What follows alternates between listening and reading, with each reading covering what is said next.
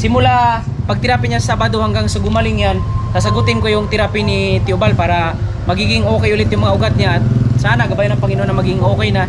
Tsaka sa gamot niya, libre yung gamot mo, Tio. Yan. Oh, ito, itabi mo na tong gamot mo.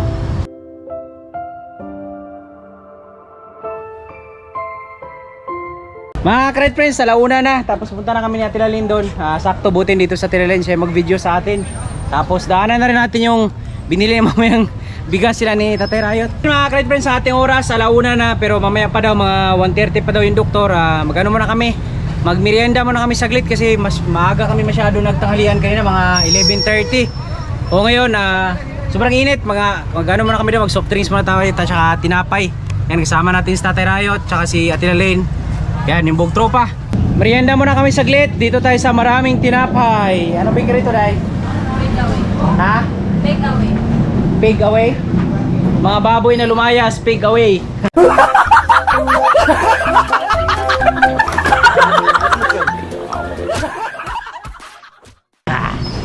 Kain tayo, ayan. Pili kayo ng tinapay. Kaya, Day, ikaw. Ha? Tapos, soft drinks sa Roray.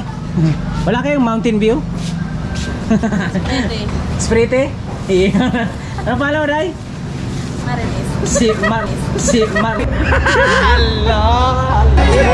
Marites. Uy, si Marites. Yan, Sprite na lang tsaka Royal. Ha? Bugnaw na, Day? Sprite. O yan, imo Tio, Royal Sprite. Soft drinks kayo, dar? Bawal mo? Bawal pala kay Tio Bal. Imo Tio, Royal Sprite. Royal, sayo. Royal. Royal, sayo tay. Royal, sayo. Royal Sprite.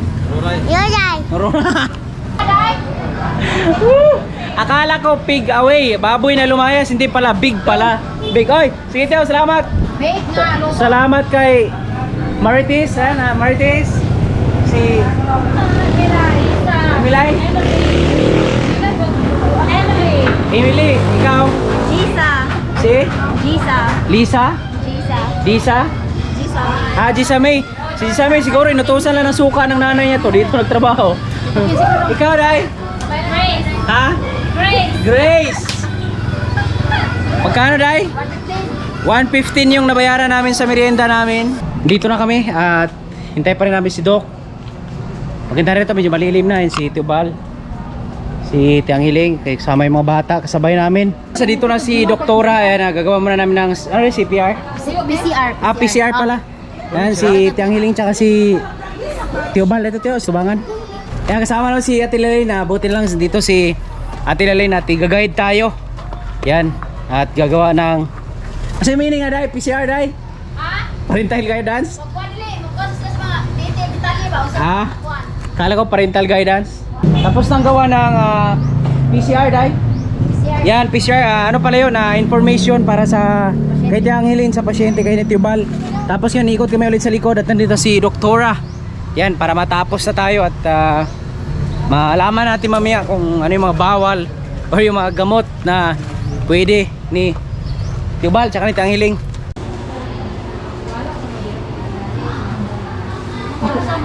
Kami kailan si Barry?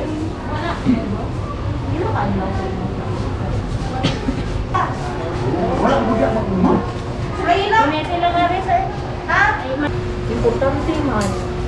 Iwag po magmakuan dito sa ikakakal. Pagmahukdan ka, mga yugod ka o magpasubo ka. Ha? Dili pwede nga ugat-undangan ra kay dito. Paano makita dyan mo paagi? Kaya importante man ang tambal niya. Libre ra po. Hindi mo kay pangayoon na lamang. Ha? So inigkahuman ani kahurtan ng kuan dok, mga ayun na siya dayon. Oo. Tabuhi ang kuan. Katamurag mga stab sa Para nara siya masubo mga isa dito si Baiyo kaya ang kalamba dito man niya ang clinic dito. So ato jud siya si Baiyo doki. So ako ni Bulit. Okay, dito man tani sila supposedly dok. Dito man sila nya wala man. Nya wala man si Doc Bo, nya daghan po kayong tao diri, daghan kay pirmahan. So muna nga ako diri ron. Usually okay. ko dito. Okay dok. Nalang kuan. Ito ang mga ninatok sa kuhan, iba yung Lagi. tapos niya na si kanong niya na muari lang kita rin, kaya naman daw ka na Sa wakas mga ka-Red Friends, ang ating oras mag-alas 3 na. Tapos good news yung check up natin. Sa good news muna tayo. Good news kasi si Tio Bal, okay naman yung kondisyon niya. Yun nga lang, matagal na taon na hindi siya nakapag-inom ng gamot. Ngayon, binigyan siya ni Dr. Ayla. Salamat pala kay Dr. Ayla, shoutout. Napakaganda ng serbisyo. At ito na, niresetahan siya ng gamot na Losartan. Yan, tsaka Clopi. Paano ba saan? Clopidod. Sa Floyd na, sa Flopid. Ayan, basta. Ito po yung iti-take ni Tio Bal 2 times a day. Ito sa umaga pagtapos sa almusal, tapos ito namang isa pagtapos ng tanghalian. Good news mga ka-Red Friends kasi unang-una, yung gamot libre. Yan, maraming salamat ulit. Pag malapit na itong gamot na to, good for 1 month na to. Tapos pag malapit na raw maubos, babalik lang doon sa iba, dadalhin lang to, tapos bibigyan siya ulit. O wala ka na po problemahin, Tio.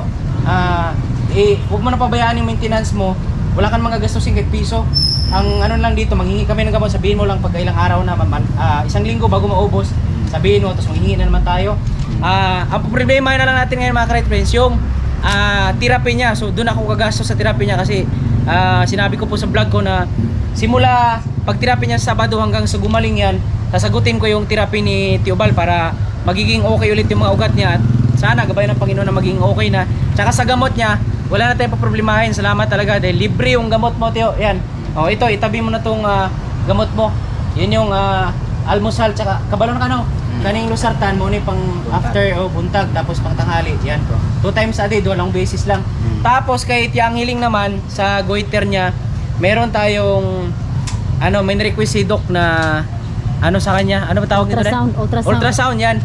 Yung thyroid para to sa dugo niya. Thyroid panel para sa dugo. Tapos itong isa, yan yung dito. wala sa leeg niya para malaman ko cancerous ba or after lang ito mapapabasa. Ang makakaintindi lang din ito pagtapos nung papunta tayo sa endocrinologist yan, yung sa goiter talaga. Babasa mga espesyalista. Mag-schedule kami ng araw kasi medyo busy pa kami ngayon. Mag-schedule kami ng araw na pupunta kami ng San Carlos kasi dito sa Gihulgan wala siya mga ka-Red Friends na mga aparato na mag-check sa ni Tiang Hiling. So ang okay na si Tio Bal, yun yung good news kaya Tiang Hiling. Good news pa rin naman kasi nabigyan siya ng tawag dito yung request form. O abangan niya lang po sa mga next vlog natin. Pupunta pa tayo ng San Carlos, siguro ang biyahe nun mga 1 hour mahigit, no? So paglalaanan na lang namin ng araw yun, tsaka sa mga sunod na araw kasi ito kailangan ng budget dito sa sa aparatos. O ika-canvas muna namin to kung magkano yung halaga na abutin nito para mapaghandaan natin. So yun, maraming salamat po at uwi na kami dahil kaninang umaga pa kami, alas 8 kami umalis doon. Ang ating oras ngayon ay mag-alas 3 na. O tiya, relax ka na lang muna. Alam na yung mga bawal, no? Yan, sinabihan na siya ni Doc na yung mga bawal na hindi niya dapat pwedeng kainin o yung pwede sa kanya. Si Tio Bal, okay na. Tio Bal, magpapa-BP ka isang beses isang linggo, i-monitor yung BP mo. Pero wag ka na mag-alala, pero wag mo pa rin kainin yung mga bawal mo, ha? Yung mga gamot, yung gamot mo, wag mong kalimutan araw-araw yan. So yun, mga ka-Red Friends, uwi na kami. Yan, dito si Tio Bal. Yan. Morning dali ra kay ko malagot og nay magsamok-samok mga Oo. taas na ito. Kinahanglan ikuan imong dugo, i-maintain imong dugo. Ay kailangan i-BP palagi. Dito sa Tatay Rayot. Doc, ikaw magpa-BP? Ayaw. Di ako sabi nila wag na daw. Bakit? Walang epekto diyan.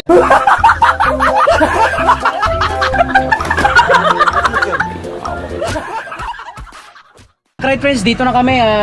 Dito na raw sila Tio Bal dadaan sa kabila. Ayan, mas malapit kasi dito sa kabila. Kasi pag doon sila dumaan, pag binaba natin sa kabila, masyadong pahon. Hingalin siya masyado. O, yun lang si Tiang Hiling. I-schedule na lang natin tapos hindi pa siya maresitahan ng gamot gawa nung hindi pa na ano tawag nday?